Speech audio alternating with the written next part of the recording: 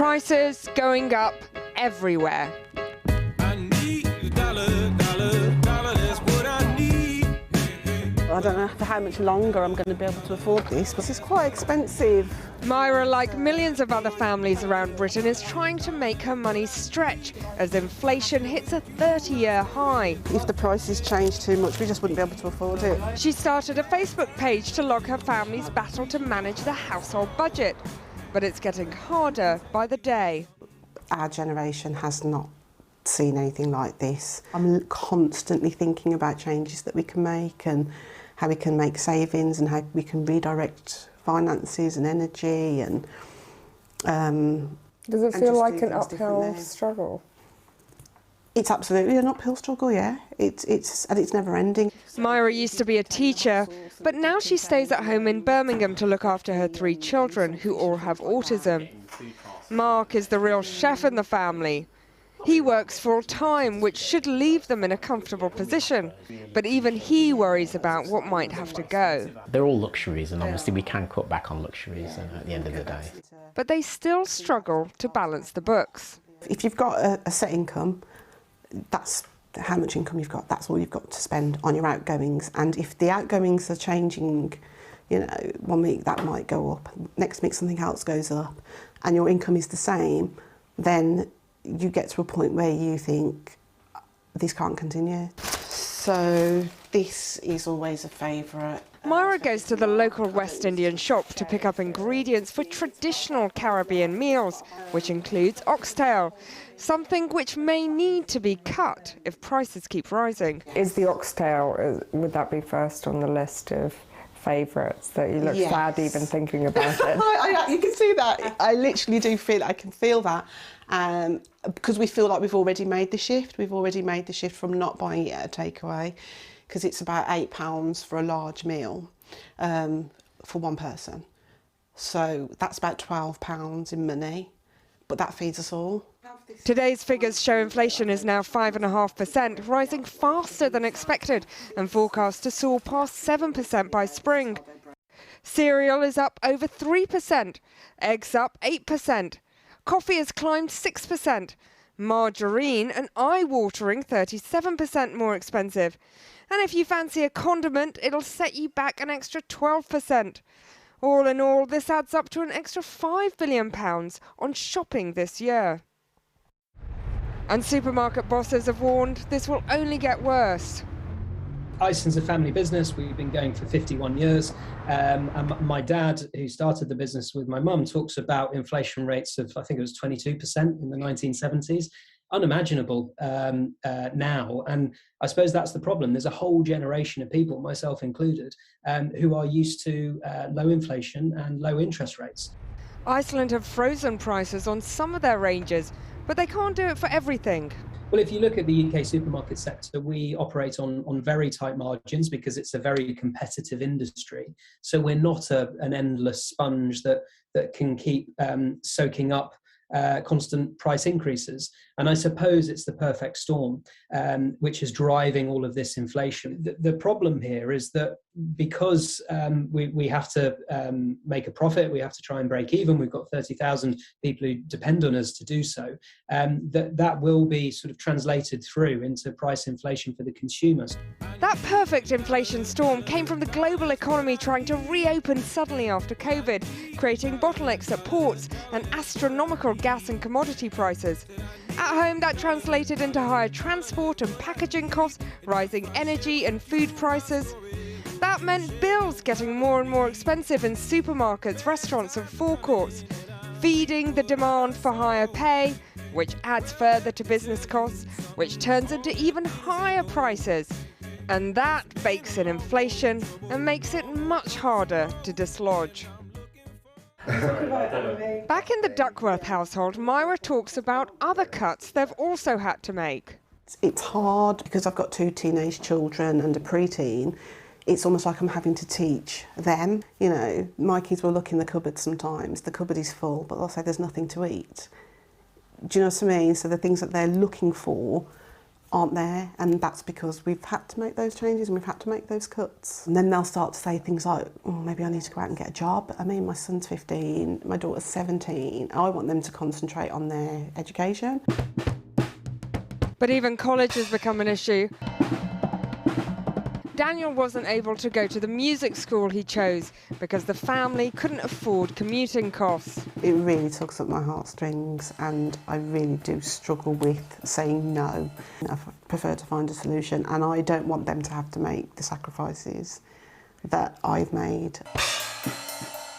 You can have cutbacks and you can make savings and you can just live on essentials, but then it's like, is life even worth living if we're just surviving?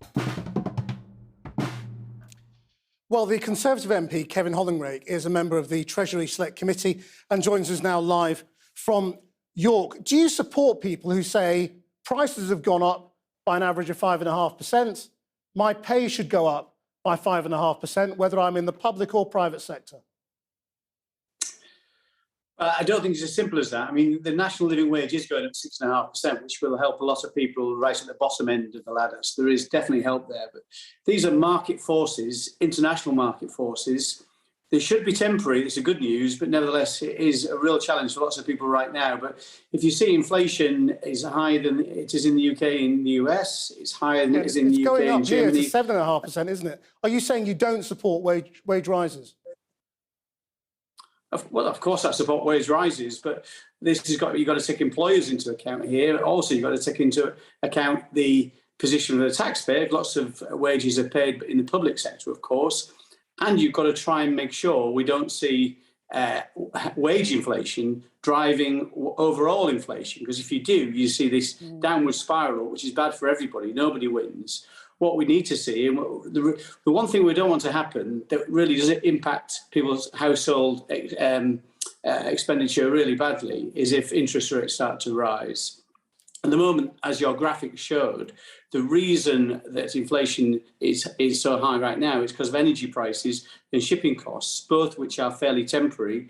The Bank of England is still predicting those things fall out of the system. We go back to 2-3% inflation within 2 or 3 years' time. The Bank of England's been wrong with its predictions, hasn't it, in the last few months? So let's not put too much store on that. It's been behind the curve, but most people see these spike in demand. It's not an overall demand problem. It's a spike in demand which should fall out of the equation. Well, if you believe that a lot of people then need to absorb real terms pay cuts, we also need to address the question of the national insurance tax rise that's going to kick in.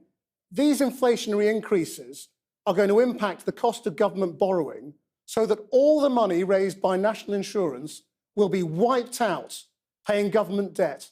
We're going to pay more in tax and get absolutely no spending on services for it. That's a disaster for you, isn't it? What's your solution, though? Because if you expect the government has no money... It's not my job to come up with solutions, it's yours with respect. I'm posing the question back to you. You seem to be levelling this as a government problem. These are market forces, international market forces. Now, of course, the government could ask the taxpayer to fund, to put some money towards people being affected by inflation, but they're the same people, the taxpayers are the same people being affected by inflation. You're in this kind of weird closed loop. This is a temporary situation. But the government's not a bystander, is it? It's got to do something to help people. Well, does it have to do something to help people? These are international market forces. It's not usual that a taxpayer steps in to help something that is due to market forces. It has done in terms of energy prices because they are seen as a temporary increase that should fall back. So the government stepped in and tried to smooth those increases out. But if you think the government's got this magic pot of money, they can throw at every single problem. It doesn't have that. I'm not putting that to you. I'm just saying, as a political problem for you, you have this already very controversial tax rise. And now we know that this tax rise that people are going to pay isn't going to deliver anything for the taxpayer because it's going to be wiped out by inflation. No, I mean, I don't understand what you're saying. The cost of government borrowing is going to go up by RPI, which is even higher than CPI, and that's going to be more than £12 billion, which is what is raised by the NI rise. if you let me finish, the £12 billion a year that the tax rise is paying for is paying to increase the capacity with the NHS to deal with a backlog of operations that haven't been carried out during COVID. Huge backlog, huge pressure on the NHS. If we're going to put an extra £12 billion into the health service, we've got to pay for it. That's the principle behind this. We're also increasing the coverage of adult social care, so fewer people are faced with catastrophic costs. So, and that's what the rise is going to pay for. Now, if you want that extra resource into the health service and into social care, you've got to pay for it, and that's what the tax rise is about. So, I don't understand your problem. Of course, you could say now let's put some more money. The government's put this £350 per household in to help with energy costs, which is about £9 billion. Of course, it's done that. It could step in and do more, but it's going to have to go to the taxpayer to fund that. Those same taxpayers are the people, you say, that are faced by inflationary increases. So we've got to. There's only a certain amount the government can do and the taxpayer can do. Just while you're with us, just because you represent a constituency near York, I believe you're around York at the moment. Can I ask you to respond to Rachel Maskell's sort of demand at the top of our programme that the Duke of York should surrender his title, because she says the people of York don't want him to be the Duke of York anymore. Do you have a view on that? I mean, I thought, Duke, I mean, first time I didn't hear her say that. I heard her say that kind of question the whole future of the monarchy, which I was very concerned to hear that.